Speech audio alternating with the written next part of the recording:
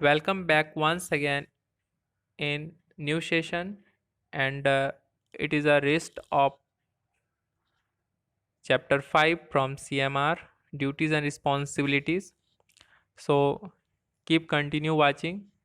This session will be very helpful and a few objective question must be asked in any competitive examination. So stay connected. Here regulation number 51 duties of attendant and man mechanical ventilator.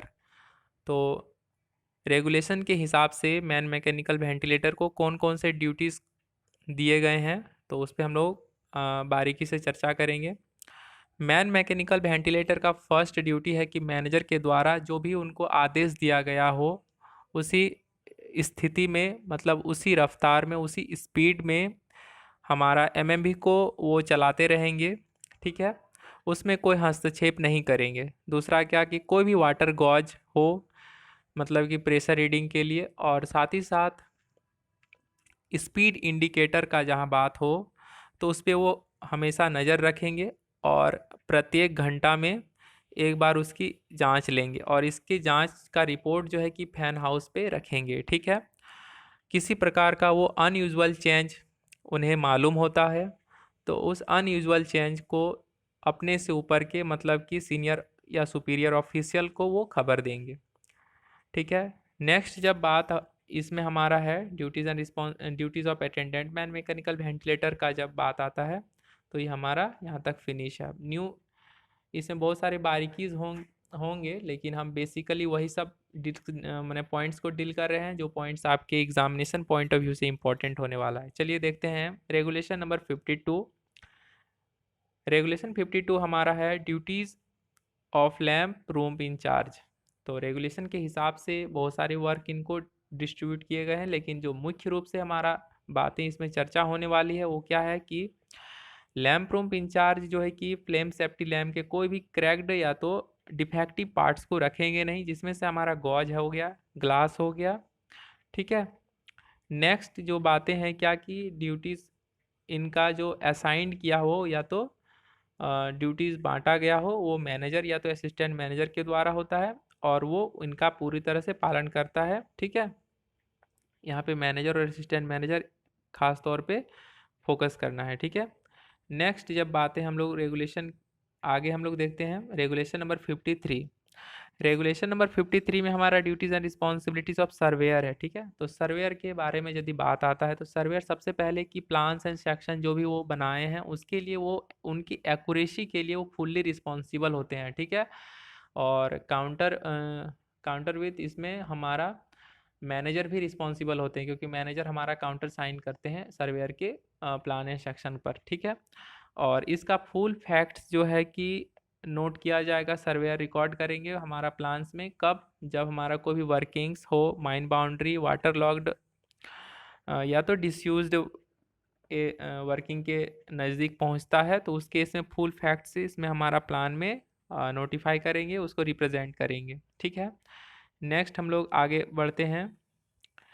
इसमें regulation number 54 है duties and responsibilities of engineer. तो सबसे बड़ी बात है कि engineer तो सारा जितना भी हमारा मशीनरीज पार्ट है उसमें इंजीनियर का इन्वॉल्वमेंट और उनका रिस्पॉन्सिबिलिटीज़ बनता है। ठीक है, बहुत सारा इंजीनियर का वर्क है लेकिन हम स्पेशली वही पॉइंट हम कोशिश कर रहे हैं कि छोटा हो, कम शब्दों में ज़्यादा से ज़्यादा मीनिंगफुल शब्द आपको दे पाएँ। ठीक है, तो इसमें कह रहा है क्या कि इंजीनियर रिस्पॉन्सिबल होते हैं प्रत्येक installation maintenance and safe working के लिए, मतलब कि छोटे शब्दों में बड़ा अर्थ बोल देना। ठीक है, वैसी बात है।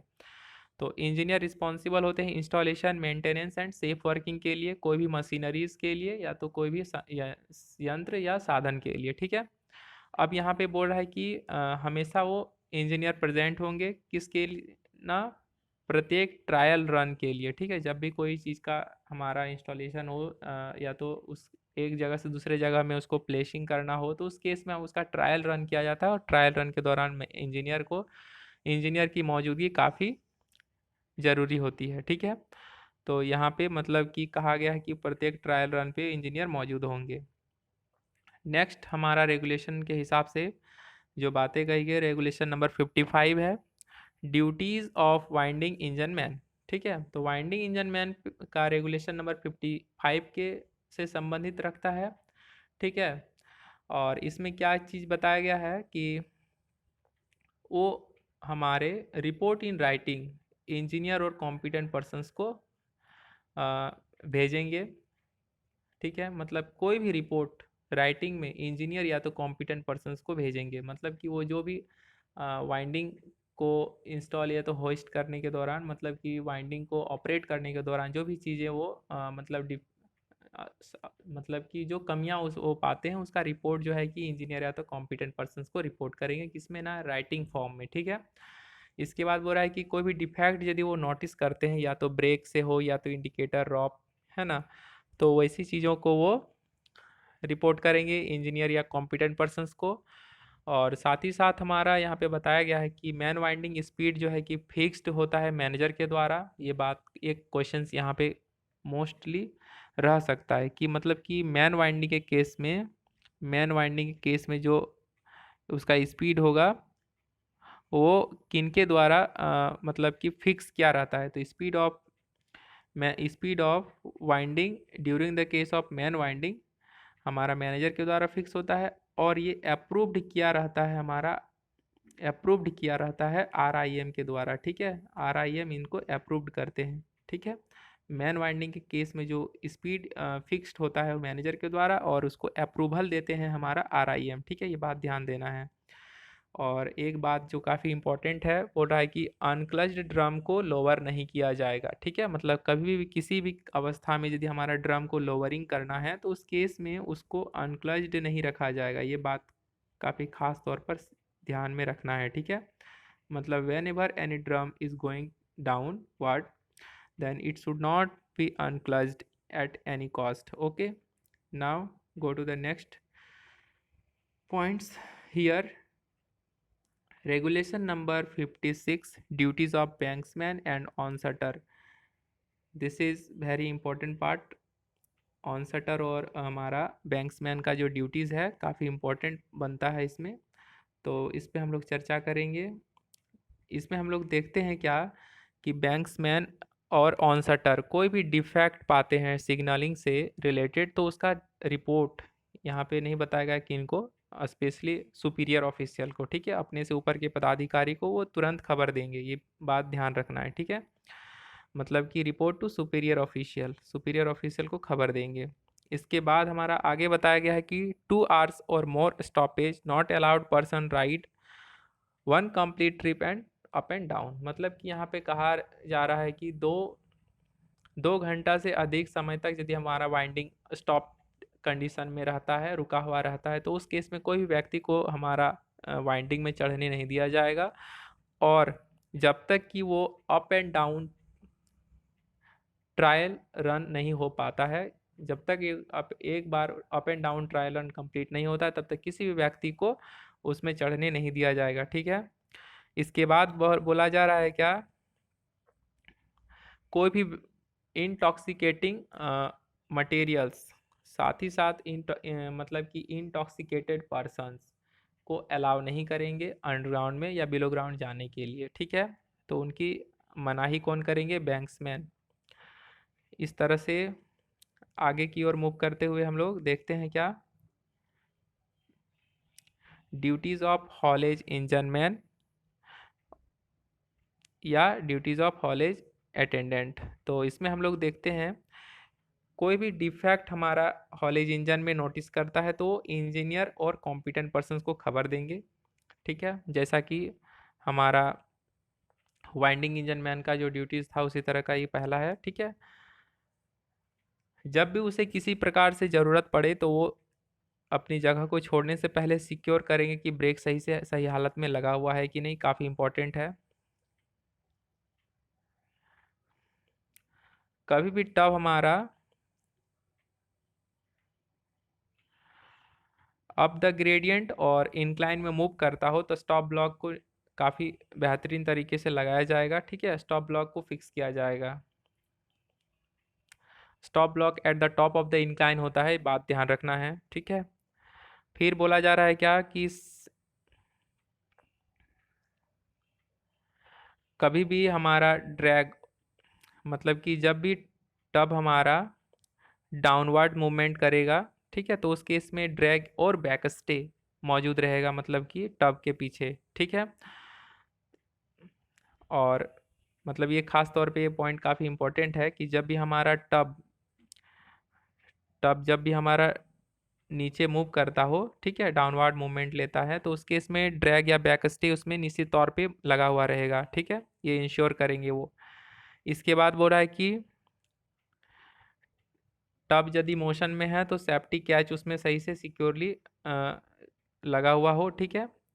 नेक्स्ट इसमें हम लोग आगे बढ़ते हैं रेगुलेशन नंबर 59 के अकॉर्डिंग। तो इसमें रेगुलेशन के हिसाब से बताया गया duties of cutting and loading machines, driver and mechanic और फिटर।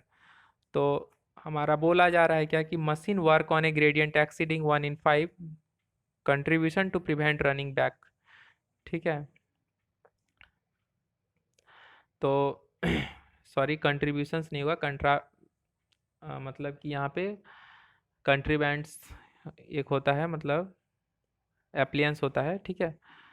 तो कोई भी मशीन यदि हमारा 1/5 के ग्रेडियंट से यदि एक्सीड करता है तो उस केस में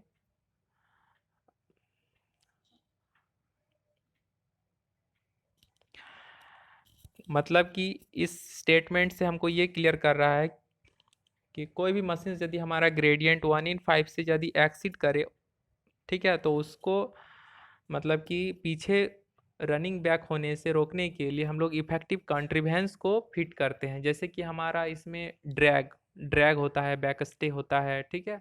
तो ये सब जो है कि उसमें सिक्योरली हम लोग लगा के रखेंगे, ये कह रहा है पॉइंट हमारा, ठीक है। नेक्स्ट हमारा रेगुलेशन नंबर 60 कहता है ड्यूटीज़ ऑफ मैगजीन इंचार्ज। तो मैगजीन इंचार्ज का सबसे बड़ा ड्यूटीज़ ये है कि कोई वो हमारा एक बार इशू किया गया यदि एक्सप्लोजिव है और वो पूरी तरह से खपत नहीं हुआ है, तो उस केस में उसको फिर से री इशू करेंगे जब तक कि वो खपत ना हो। मैंने कोई भी फ्रेश स्टॉक छूने से पहले वो इशू किया गया एक्सप्लोजिव को खपत होना पहले इंश्योर करेंगे, ठीक है। और किसी प्रकार का शॉर्टेज हो एक्सप्लोजिव का तो वो फोर्थ मतलब कि तुरंत इन्फॉर्म करेंगे मैनेजर को, ठीक है।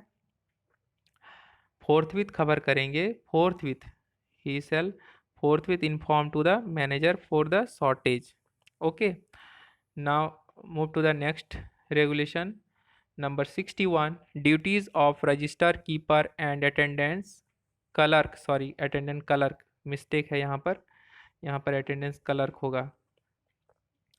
तो इसमें हमारा बताया जा रहा है कि कोई भी व्यक्ति मतलब कि अपनी इच्छा से माइंस में मूव नहीं करेंगे,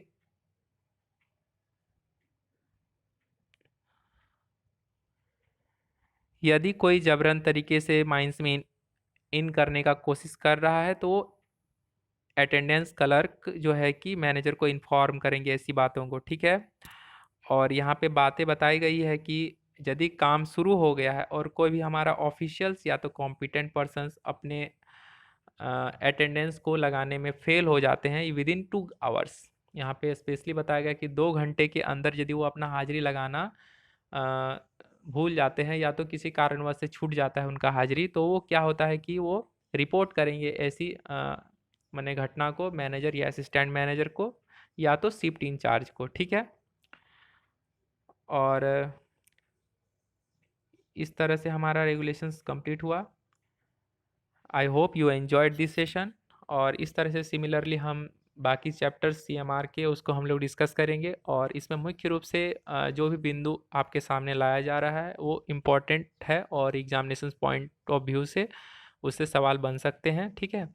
तो आप माइनिंग सपोर्ट में बने रहें और इस तरह से अपना सपोर्ट बनाए रखें। Thanks for watching this video.